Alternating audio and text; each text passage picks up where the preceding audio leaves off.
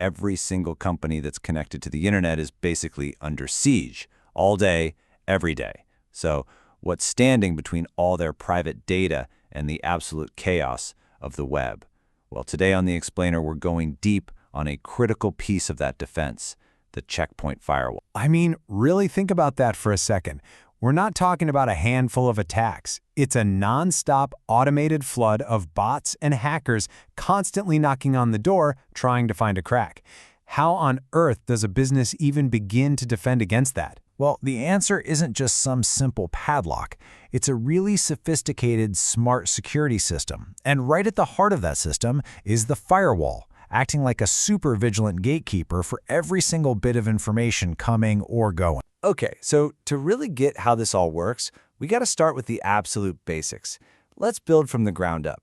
What is a firewall, really? And what does it do? So at its core, you can just think of it as a security guard for your entire network. It doesn't just let anyone wander in and out. Nope. It carefully inspects every single piece of data, what we call a packet, and checks it against a list of rules that you've set up. It's all about deciding, are you friend or are you foe? But here's the thing. A checkpoint firewall isn't just one single program. It's a whole system with different parts that have to work together perfectly. Honestly, the best way to picture it is like a security team for a VIP building. First up, you've got the manager. This is the SmartCenter Server. It's the brains of the whole operation, tucked away in the back office. It holds the master security policy, knows who all the authorized users are, and keeps a detailed log of every single thing that happens.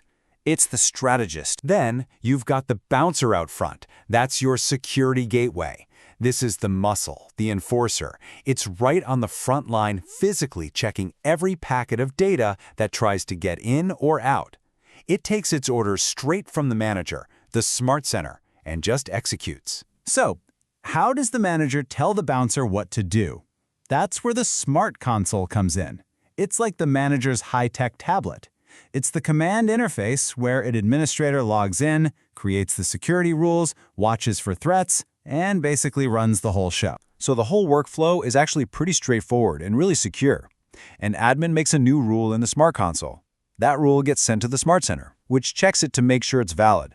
Then, the SmartCenter securely pushes that new policy out to the security gateway, which starts enforcing it immediately. And that whole conversation is locked down tight, encrypted and authenticated, using something Checkpoint calls Secure Internal Communication, or SIC. All right, so now we know who the players are. Let's get into the interesting part, the logic. How does this bouncer actually decide who gets in and who gets thrown out? Because it's a lot smarter than just checking a simple list. And that brings us to maybe the most important idea in modern firewalls, stateful inspection. See, a basic old-school firewall would check every packet like it's a total stranger, every single time. But a checkpoint firewall, it remembers. It actually understands the context of a digital conversation. It knows that you sent a request out, so it's expecting a reply to come back. And why does that matter? Because it's a total game changer for security. The firewall understands the state of the connection, right? So it can automatically let the return traffic from a website you just visited back in, without you having to write a specific and frankly risky rule to allow it. It's security that actually has some common sense. The firewall is also a master of disguise, using a trick called Network Address Translation, or NAT. This is how it messes with IP addresses to boost security and privacy.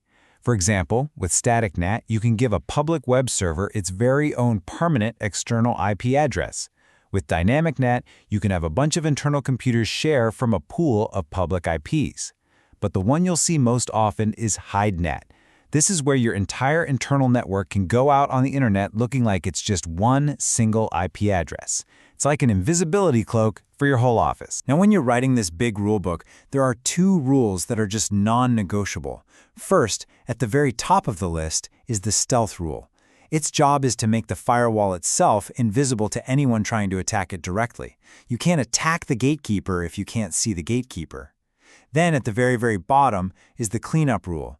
This is your ultimate safety net. It basically says, if any traffic got this far and didn't match an allow rule, drop it and log it. So this system sounds pretty solid for a single office, right? But how does this scale up? How does it protect a massive global company with data centers all over the world and thousands of employees? This is really where the brilliance of the architecture comes in. For a small business, you can use a standalone deployment. That's where the management brain and the gateway muscle are all on one box. Simple, easy, cost-effective. But for a huge enterprise, you need a distributed model. Here, you have one central, powerful manager controlling hundreds of separate gateways all around the globe.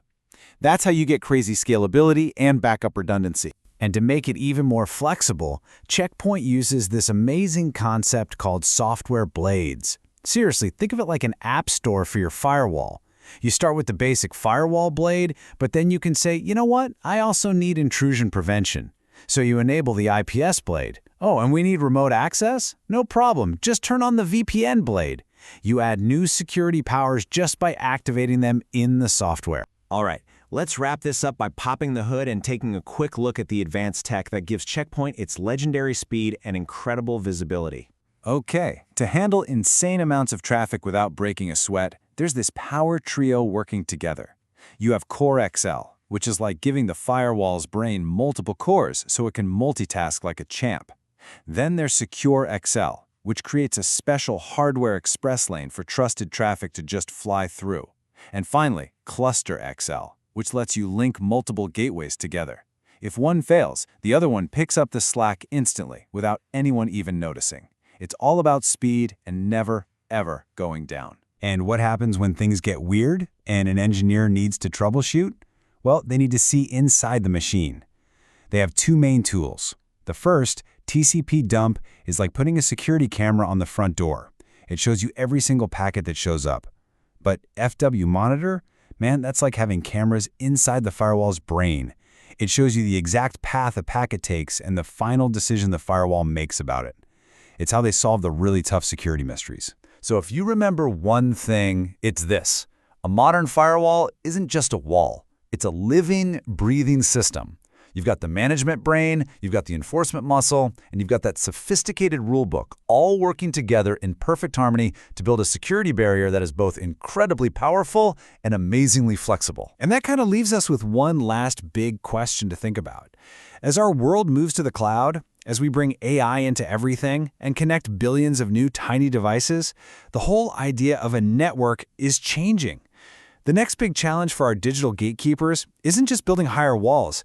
It's about creating security that's way smarter, more adaptive, and woven into the very fabric of everything we do online.